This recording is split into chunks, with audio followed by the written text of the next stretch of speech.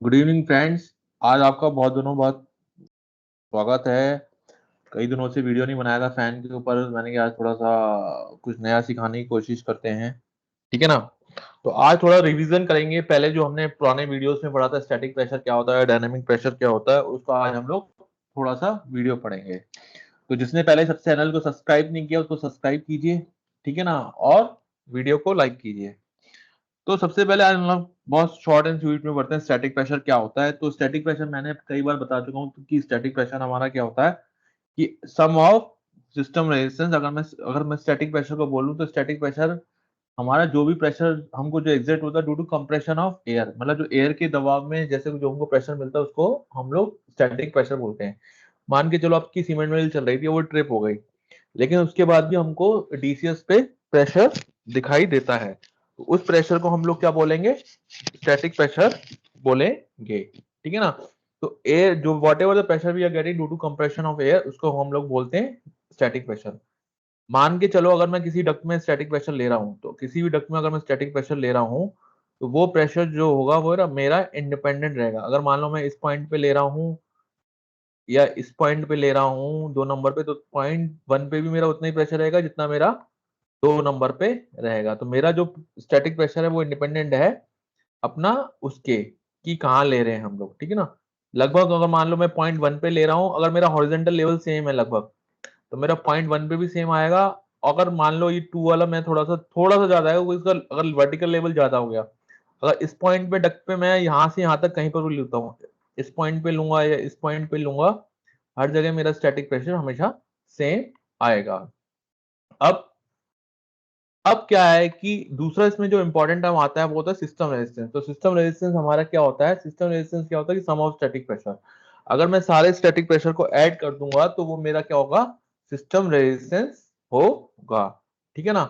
जैसे कि ये मेरी वीआरएम है, इस वीआरएम में अगर मैं बोलता हूँ, कोई मुझसे पूछता है कि ये मेरी वीआरएम है, इस वीआरएम में अगर मुझसे कोई पूछता है कि सिस्टम रेजिस्टेंस कितना है, तो सिस्टम रेजिस्टेंस में कैसे निकालूंगा, static pressure at mill inlet, static pressure above the nozzle, static pressure above the mill outlet, okay. Static pressure जो प्रेशर ड्रॉप होगा अक्रॉस साइक्लोन इक्वल्स टू, अगर मान लो मेरे को फैन इनलेट का स्टैटिक प्रेशर निकालना है, तो फैन इनलेट का मेरा जो स्टैटिक प्रेशर होगा, फैन इनलेट का मेरा जो स्टैटिक प्रेशर होगा वो किसके इक्वल होगा, वो इक्वल होगा मिल इनलेट प्रेशर, ठीक है ना, plus mill outlet pressure plus pressure drop across cyclone. तो सम ऑफ स्टैटिक प्रेशर को हम लोग क्या बोलते हैं, सिस्टम रेजिस्टेंस बोलते हैं। जितना ज्यादा आपका प्रेशर ड्रॉप होगा उतना ज्यादा अपना सिस्टम रेजिस्टेंस होगा, ठीक है ना। तो ये अपने को पता होना चाहिए। अब जैसे कि हमको ये पूछा गया है कि find the system resistance across the mill, across the mill अगर मुझसे कोई पूछा जाएगा तो सिस्टम रेजिस्टेंस कितना होगा, मिल आउटलेट माइनस मिल इनलेट कर दूंगा तो वो मेरा कितना हो जाएगा, सिस्टम रेजिस्टेंस अक्रॉस मिल हो जाएगा। सिमिलरली वो पूछा है कि system resistance across mill inlet to fan inlet, तो mill inlet to fan inlet में जो भी अपना सिस्टम रेजिस्टेंस है, pressure drop cross nozzle, pressure drop cross separator, pressure drop cross cyclone equals to system resistance equals to fan inlet, ठीक है ना। अब जो हमारा डायनेमिक प्रेशर होता है, जो डायनेमिक प्रेशर जो होता है वो होता है डिपेंडेंट अपॉन वेलोसिटी। अगर मान के चलो मेरे को, मैंने पहला पुराने में भी बताया था कि अगर मेरे को मान के चलो ये मेरी डक्ट है, ठीक है ना, इस डक्ट में मेरी गैस फ्लो कर रही है, ठीक है ना। तो इस डक्ट में जब मेरी गैस फ्लो कर रही है, तो अगर मैं पॉइंट 1 इधर निकालूंगा, इस पॉइंट पे निकालूंगा, या इधर निकालूंगा या इधर निकालूंगा, तो मेरी जो डायनेमिक प्रेशर है वो बढ़ता जाएगा। अगर मैं उसको कर्व बनाऊंगा डायनेमिक प्रेशर का इसके अंदर, तो वो मेरा कैसे बनेगा, ऐसे बनेगा। तो ये मैंने पहले भी आपको पढ़ाया था, ऐसे बनेगा। मान के चलो आपको रीडिंग ऐसे आ रही है, अगर आपका ये है, आपका रीडिंग ऐसे से आ रही है, मतलब वेरी कर रही है, ऐसे रीडिंग नहीं आ रही, तो इसका मतलब वो रीडिंग सही नहीं है। दूसरा, आपको जब भी आप पिटोट ट्यूब से फ्लो लो, तो अगर आपकी पिटोट ट्यूब कैलिब्रेटेड है कि नहीं है, कैसे चेक करोगे, मैंने पहले ही बताया अपने पुराने वीडियोस में, आप उसको प्लस माइनस करके चेक करोगे। अगर आपको सेम मिल रहा है प्लस माइनस, तो आपका मतलब पिटोट ट्यूब आपकी कैलिब्रेटेड है, ठीक है ना। तो ये जस्ट आपको एक रिवीजन के लिए वीडियो बनाया है, जिसमें आपको सारे कंसेप्ट दोबारा से रिफ्रेश हो जाएंगे। उसके बाद आपका डायनेमिक प्रेशर क्या होता है, डायनेमिक प्रेशर जो होता है वो डिपेंडेंट ऑफ वेलोसिटी होता है। कई बार आपको क्या होता है, डस्ट लाइडन गैस में आप फ्लो नहीं ले पाते, तो उस केस में क्या करो, आप सेंटर पे रीडिंग लो, जो सेंटर पे रीडिंग लोगे उसका 90% ले लोगे, तो वो आपका डायनेमिक प्रेशर आ जाएगा। दूसरा हम लोग जो इंपॉर्टेंट प्रॉपर्टीज पढ़ेंगे, गैस प्रॉपर्टीज क्या क्या होती है। तो गैस प्रॉपर्टीज हमारी क्या होती है कि अगर टेम्परेचर बढ़ेगा तो मेरी डेंसिटी ऑफ गैस घटेंगी, ठीक है ना, ये हमारा होगा क्योंकि हमारा उस केसेस में वॉल्यूम बढ़ जाता है।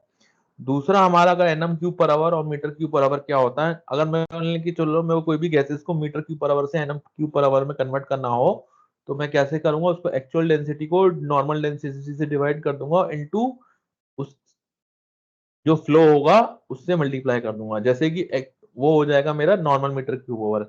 जैसे अगर कोई मेरा रॉमिल फैन चल रहा है, रॉमिल फैन में मेरा फ्लो आ रहा है 8 lakh metre cube per hour at particular temperature, तो वो क्या है, मेरा एक्चुअल वॉल्यूम है। क्या है, मेरा एक्चुअल वॉल्यूम है। अगर कोई इसको बोलता है उसको एनएम क्यूब में कन्वर्ट करो, तो क्या करूंगा, मुझे ये आपको फॉर्मूला लगाना पड़ेगा। अब आता है कि स्टैंडर्ड गैस डेंसिटी। तो जब भी हम लोग सीमेंट प्लांट करते हैं तो हमको क्या पता होना चाहिए, अपनी जो स्टैंडर्ड गैस डेंसिटी है वो अपने को पता होना चाहिए। कौन कौन सी हमारी जो स्टैंडर्ड गैस डेंसिटी है, जैसे कि एयर की जो डेंसिटी होती है 1.29 केजी पर नॉर्मल मीटर की होती है। फ्लू गैसेस की जो डेंसिटी होती है 1.242 केजी पर नॉर्मल मीटर की होती है। और जब ऑक्सीजन कंसेंट्रेशन जितना बढ़ता जाएगा उतनी मेरी डेंसिटी कम होती जाएगी। अब आता है बैरोमेट्रिक प्रेशर। तो मैंने कई बार आपको बैरोमेट्रिक का प्रेशर का कंसेप्ट बताया। मान के चलो ये मेरा सी लेवल है, मैं दोबारा से एक बार बता देता हूँ। ये मेरा सी लेवल है, तो यहाँ अगर मैं जो प्रेशर लूंगा वो मेरा बैरोमेट्रिक प्रेशर जो होगा वो एटमॉस्फेरिक प्रेशर के इक्वल होगा। लेकिन जैसे ही मैं ऊपर जाता हूँ हाइट में, तो यही एटमॉस्फेरिक प्रेशर मेरा किस में कन्वर्ट हो जाएगा, बैरोमेट्रिक प्रेशर में कन्वर्ट हो जाएगा। मतलब जो भी प्रेशर, जैसे ही मेरा एटमॉस्फेरिक प्रेशर कम होता जाएगा हाइट के साथ, वो किस में कन्वर्ट हो जाएगा, मेरा बैरोमेट्रिक प्रेशर में कन्वर्ट हो जाएगा।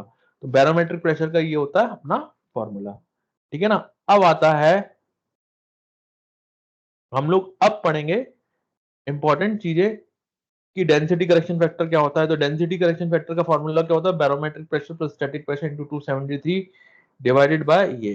तो आपको जब भी करेक्टेड डेंसिटी निकालना हो, जैसे आपको किसी भी टेम्परेचर डेंसिटी निकालना, तो आपको सिंपल सा ये फॉर्मूला डालना है। अब जैसे कि हमको बोला है कि न्यूमेरिकल दे दिया, न्यूमेरिकल प्रॉब्लम दे दिया कि हमको टेम्परेचर दिया है, स्टैटिक प्रेशर दिया, डेंसिटी दिया, एटमॉस्फेरिक प्रेशर दिया और हाई डबल सी लेवल दिया है। Find the density of air. तो हम क्या लगाएंगे, सिंपल सा पहला स्टेप हमेशा होता है बैरोमेट्रिक प्रेशर लगाने का। दूसरा क्या लगाना है, डेंसिटी करेक्शन फॉर्मूला लगाना है। तो बस हमने लगा दिया, उसके बाद हमारा आंसर आ गया। Concept of Pitot tube. तो पिटोट ट्यूब का कंसेप्ट मैंने बताया था कि प्लस माइनस में हमारा फ्लो आना चाहिए। तो हम लोग कैसे लेते हैं जनरली, पिटोट ट्यूब से हम लोग फ्लो कैसे लेते हैं, हम लोग मैनोमीटर को ऐसे लगाते हैं और इसके ऐसे डायरेक्शन में लेते हैं। जैसे ब्लैक साइड ऊपर है और येलो साइड नीचे है, तो हम लोग उसको घुमा देंगे तो हमारा येलो ऊपर चला जाएगा और ब्लैक ऊपर चला जाएगा। और दोनों की जो रीडिंग आनी चाहिए वो सेम आनी चाहिए। उसके बाद दो तरह की पिटोटी होती है एस टाइप पिटोटी होती है, एल टाइप पिटोटी होती है। एस टाइप की जो पिटोटी होती है वो हम लोग कहाँ यूज करते हैं, डस्ट लैडन गैस में यूज करते हैं। और जो एल टाइप की जो पिटोटी होती है वो कहाँ यूज करते हैं, हम लोग क्लीन एयर में यूज करते हैं। अब आता है कि हम लोग रीडिंग कैसे लेते हैं। तो जनरली अगर आपका डक्ट डायमीटर बहुत ज्यादा बड़ा है, 1.5 से 2 मीटर से ज्यादा है, तो आपको क्या करना है, आपको 4 जगह फ्लो लेना पड़ेगा, एक, दो, और जो चारों पॉइंट होंगे वो कहाँ होंगे, आपके 90 डिग्री पे होंगे। तो चारों पॉइंट अगर आपके 90 डिग्री पे होंगे तो आप फ्लो इजी तरीके से ले सकते हैं, ठीक है ना। तो ये एक न्यूमेरिकल है कि आपको एवरेज डायनामिक प्रेशर निकालना अक्रॉस द हॉरिजॉन्टल डक्ट में। अब आता है कि गैस फ्लो मेजरमेंट क्या होता है, कि हम लोग कैसे गैस फ्लो मेजरमेंट निकालते हैं। तो गैस फ्लो मेजरमेंट का सिंपल सा जो हम लोगों का फॉर्मूला होता है, pitot constant into square root into 2 into 9.8 into dynamic pressure divided by corrected density. तो इससे आपको जैसे कि आपका प्रीहीटर गैस फ्लो निकालना है, metre cube per hour normal, metre cube per KG per hour normal, metre cube per KG clinker. तो आप क्या करोगे, सबसे पहले बैरोमेट्रिक प्रेशर निकालोगे, डेंसिटी करेक्शन फैक्टर निकालोगे, फिर आप वेलोसिटी में ये सब फॉर्मूला डाल दोगे। तो इस तरीके से आपको ये पूरा का पूरा कैलकुलेशंस करनी है, ठीक है ना। तो ये आपको मैंने कैलकुलेशंस इसमें डाल दी हैं, आप गो थ्रू कीजिए। आपको कोई भी डाउट होगी तो आप कमेंट में डालिए, ठीक है ना। अब वही है कि NM metre KG per hour को कैसे कन्वर्ट करना है एनएम क्यूब पर आवर में, ये सब सिंपल सी कैलकुलेशन है। आप गो थ्रू करोगे तो आपको समझ में आ जाएगा। अब आता है फैन। तो फैन का मेन जो ऑब्जेक्टिव होता है कि फैन होता क्या है। तो फैन को अगर मैं बिल्कुल सिंपल भाषा में बोलूं तो फैन हमारा होता है कांस्टेंट वॉल्यूम ऑफ डिवाइस। मान के चलो अगर मेरा कोई फैन डिजाइन है 900 आरपीएम पे, मान के चलो, और एक पर्टिकुलर हेड। तो जब भी हम लोग फैन डिजाइन करते हैं तो हमको 3 चीजें पता होनी चाहिए। अगर हमको कोई फैन डिजाइन करना है तो आपका 3 चीजें हमको पता होनी चाहिए। फैन हेड कितना है उसका, ठीक है, और फ्लो कितना है, क्यू कितना है, और टेम्परेचर कितना है। तो फैन हेड में कई बार आपको बता चुका हूँ, फैन हेड क्या होता है, fan outlet static pressure minus fan inlet static pressure कर दूंगा तो मेरा क्या आ जाएगा, फैन हेड आएगा। एक पर्टिकुलर क्यू पे डिजाइन करेगा, एक पर्टिकुलर टेम्परेचर पे आपका फैन हेड हम लोग डिजाइन कर लेंगे, ठीक है ना। तो ये मेरा हो गया फैन हेड। अब आता है कि जो फैन होता है वो फैन हमारा जो बेसिकली जो डिवाइड होता है वो दो भागों, मतलब दो तरह के टाइप्स में होता है। एक होता है एक्सियल फैन होता है एक हमारा, एक होता है हमारा एक होता है हमारा सेंट्रीफ्यूगल फैन। तो जनरली दोनों में डिफरेंस क्या होता है वो हम लोग समझ लेते हैं। तो सेंट्रीफ्यूगल फैन होता है वो लार्ज वॉल्यूम ऑफ गैसेस के लिए हैंडल करता है, ठीक है ना। मतलब लो प्रेशर, अगर लो प्रेशर और हाई वॉल्यूम ऑफ गैसेस के लिए बात करते हैं तो वो हमारा कौन सा फैन होता है, सेंट्रीफ्यूगल फैन होता है। एक्सियल फैन वो होता है जो मेरे को लार्ज प्रेशर और लो वॉल्यूम के लिए हो। जैसे कि मेरा कूलिंग टावर है, कूलिंग टावर में मेरा कौन सा फैन होता है, एक्सियल फैन। जैसे घर में हम लोग का जो यूज होता है वेंटिलेशन के लिए वो कौन सा फैन होता है, एक्सियल फैन। दूसरा क्या होता है कि जो सेंट्रीफ्यूगल फैन होता है वो फैन लॉ को ओबे करते हैं, जबकि एक्सियल फैन जो होते हैं वो आपके फैन लॉ को ओबे नहीं करते हैं। तो ये दोनों मेन मेन इंपॉर्टेंट डिफरेंस होता है, ठीक है ना। उसके बाद क्या होता है कि अगर कोई आपसे पूछे कि फैन ब्लोअर और कंप्रेसर में क्या फर्क होता है, तो फैन ब्लोअर कंप्रेसर में क्या फर्क होता है, उनके स्पेसिफिक रेशियो का। तो स्पेसिफिक रेशियो जो टर्म है होता क्या है, स्पेसिफिक रेशियो का मतलब होता है कि जो हमारा डिस्चार्ज प्रेशर का जो रेशियो होता है अपने सक्शन प्रेशर का। जैसे अगर मान लो कूलर फैन है, फैन कूलर फैन क्या है आपका, एफडी फैन है, फोर्स ड्राफ्ट फैन है। तो कूलर फैन को जब हम लोग सक्शन ले रहे हैं और उसके बाद हम लोग डिलीवर कर रहे हैं, ठीक है ना, तो वो क्या है, एफडी फैन है। तो उसका जो सक्शन प्रेशर ले रहे हैं उसके डिस्चार्ज का, तो डिस्चार्ज डिवाइडेड बाय सक्शन, वो मेरा क्या हो गया, स्पेसिफिक रेशियो। तो जो American society of mechanical engineers हैं उन्होंने इन तीनों को डिस्क्रिमिनेट किया कि कैसे हम तीनों को करते हैं। तो जैसे कि अगर आपको फैन ब्लोअर्स और कंप्रेसर में अंतर होना तो उसका हम लोग किस पे डिपेंड करता है, स्पेसिफिक रेशियो। जैसे फैन है, फैन का स्पेसिफिक रेशियो कम होता है 1 से, जबकि कंप्रेसर क्या करता है, कंप्रेसर क्या करता है कि 1 एटीएम पे प्रेशर जो सराउंडिंग के एटमोस्फेयर से एयर लिया और हाई प्रेशर पे उसे डिलीवर कर दिया, वो हो गया कंप्रेसर का काम। ब्लोअर क्या करता है, ब्लोअर भी यही करता है, लेकिन ब्लोअर का जो आउटलेट प्रेशर होता है वो कंप्रेसर के कंपेरिजन में कम होता है, ठीक है ना। तो अगर मान लो मैं इन तीनों का डिफरेंस पूछूं तो तीनों का जो डिफरेंस है वो क्या है, उनका स्पेसिफिक रेशियो क्या होता है। स्पेसिफिक रेशियो क्या होता है, ratio discharge pressure divided bye ratio suction pressure. तो फैन का हमेशा लेस देन 1 रहता है, ब्लोअर्स का 1 से 1.2 के बीच में रहता है, और कंप्रेसर का हमेशा 1.2 से ज्यादा रहता है। तो ये अपने दिमाग में डाल दो कि फैन ब्लोअर और कंप्रेसर में क्या क्या अंतर होता है। अब ये किसी इलिस्ट्रेशन है किसी भी फैन का कि आपका प्रोसेस फैन है और एक आपका पीडी ब्लोअर है। तो दोनों में से आपका क्या अंतर है कि पीडी ब्लोअर का जो स्पेसिफिक रेशियो है वो ज्यादा रहता है एज कंपेरिजन टू फैन। अब जो हमारे मेजर प्रोसेस फैंस होते हैं उसमें हम लोग 30 to 40% टोटल इलेक्ट्रिकल एनर्जी हम लोग सेव कर सकते हैं, ठीक है ना। तो वो हम लोग को हमारे पास इतना पोटेंशियल रहता है। तो मेजर प्रोसेस फैंस क्या होते हैं, प्रीटर फैन हो गया, रॉमिल फैन हो गया, कोलमिल फैन हो गया, ईएसपी फैन हो गया, कूलर वेंट फैन हो गया, ये सब हमारे मेजर प्रोसेस फैंस होते हैं। उसके बाद फैंस क्या होता है, हमारा जो वर्क करता है अगेंस्ट सिस्टम रेजिस्टेंस के अगेंस्ट काम करता है। तो आगे वाली स्लाइड्स में हम लोग क्या पढ़ेंगे, सिस्टम रेजिस्टेंस का कंसेप्ट पढ़ेंगे, जो कि मैंने आपको बता दिया। सिस्टम रेजिस्टेंस क्या है कि सम ऑफ स्टैटिक प्रेशर क्या होता है, सिस्टम रेजिस्टेंस होता है। जैसे कि आपका साइक्लोन के क्रॉस प्रेशर ड्रॉप है और डैम्पर्स के क्रॉस प्रेशर ड्रॉप, ये सब क्या है, डक्ट्स हैं, बैंड्स हैं, क्या है, सब हमारा सिस्टम रेजिस्टेंस है।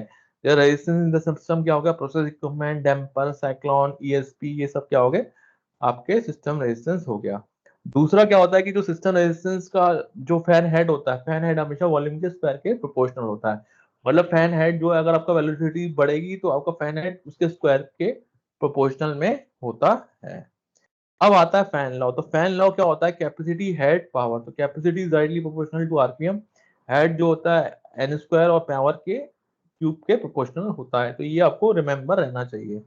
अगर मान लो आपका आरपीएम 10% घटता है तो आपका कैपेसिटी कितना परसेंट घटेगा, 10%, हेड 19% और पावर 27% आपका घटता है। अब इम्पोर्टेंट हम लोग पढ़ लेते हैं एक बार फैन कर्व। तो फैन कर्व मैंने बहुत बार बताया हुआ है, लेकिन मैं एक बार और आपको बताता हूँ। तो फैन कर्व में होता क्या है कि ये मेरा क्यू हो गया और ये मेरा फैन हेड हो गया, ठीक है ना। अब ये मेरा फैन हेड हो गया, ये मेरा क्यू हो गया। मान के चलो एक पर्टिकुलर आरपीएम एन के लिए मेरा फैन डिजाइन हुआ है, ठीक है ना, ये मेरा डिजाइन हुआ है। और इधर मैंने मान के चलो एक्स वॉल्यूम के लिए डिजाइन किया है एक पर्टिकुलर टेम्परेचर, और वाई हेड के लिए डिजाइन किया, ये मेरा हेड हो गया, इस साइड मेरा हेड हो गया, एच मेरा हेड हो गया, ये मैंने डिजाइन किया है, ठीक है ना। लेकिन मैंने जब चलाया तो मेरा वॉल्यूम आया x1 आया यहाँ पर, और मेरा इसके करस्पॉन्डिंग जो हेड आया है वो आया y1। मतलब मेरा अगर फैन कर्व ये कहता है कि अगर मेरा फैन हेड कम होगा एट पर्टिकुलर कांस्टेंट आरपीएम पे तो मेरा वॉल्यूम बढ़ जाएगा, ठीक है ना। अब इसी पे अगर मान के चलो मेरा फैन हेड बढ़ जाता है, ये मेरा मान के चलो y2 है, तो वो क्या कहता है कि जब मेरा फैन हेड बढ़ेगा तो मेरा वॉल्यूम कम हो जाएगा। क्या हो जाएगा? कम मेरा हो जाएगा। तो ये मेरा कर्व बोलता है कि ये मेरा, ये आपका मान के चलो x2 आ गया। तो फैन कर्व क्या बोलता है कि अगर आपका सिस्टम रेजिस्टेंस बढ़ जाएगा तो आपका वॉल्यूम कम हो जाएगा। और जैसे कि आप इसमें दे सकते हैं, मान के चलो मेरा N1 आरपीएम पे ये डिजाइन है।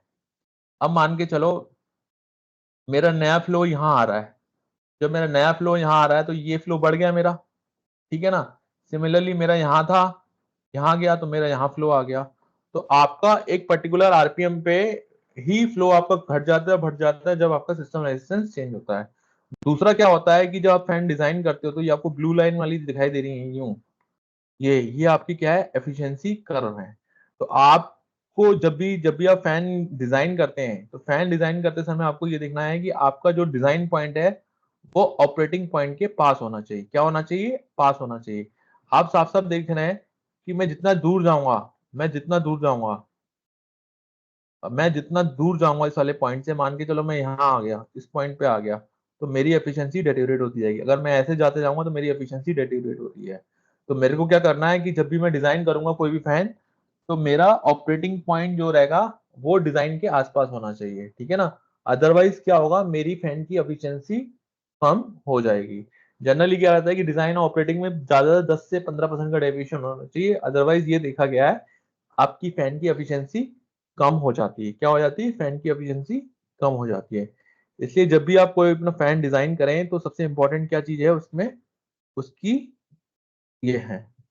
दूसरा क्या है कि मान के चलो ये मैंने एक डिजाइन सिस्टम कर रहा है, ये मेरा नॉर्मलाइज फैन कर रहा है।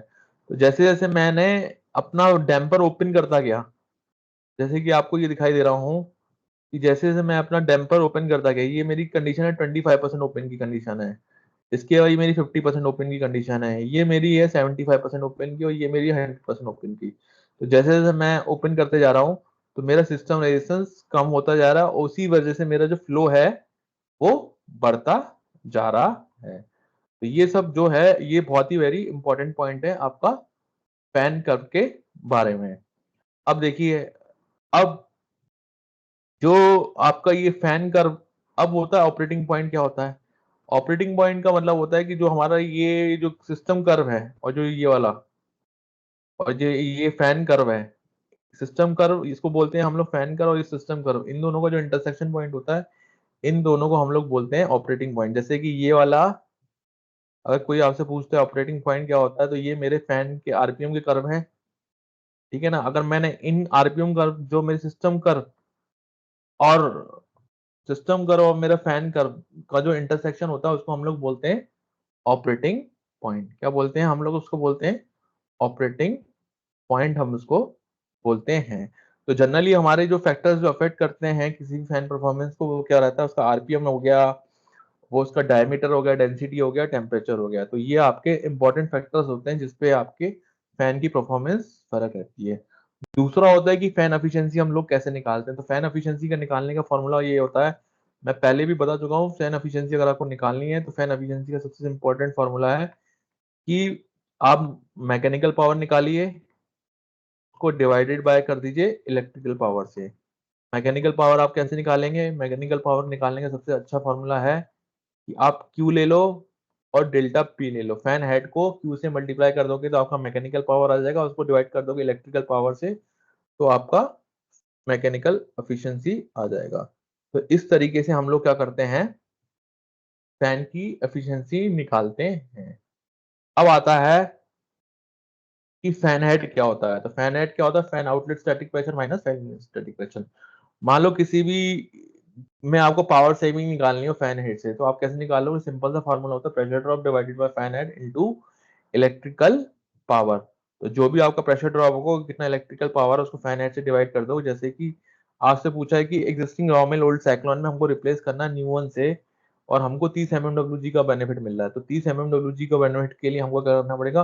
30 divided by fan head into electrical power, तो हमको उतना आ जाएगा सेविंग टोटल आपका 0.20 किलोवाट पर टन ऑफ मटेरियल। ठीक है ना?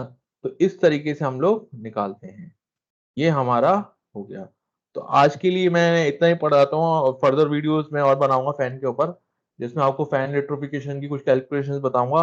और आपको जब भी कुछ डाउट हो फैन के बारे में, आप वीडियो में गो थ्रू कीजिए, कमेंट्स में दीजिए। तब तक के लिए आज के लिए बाय बाय।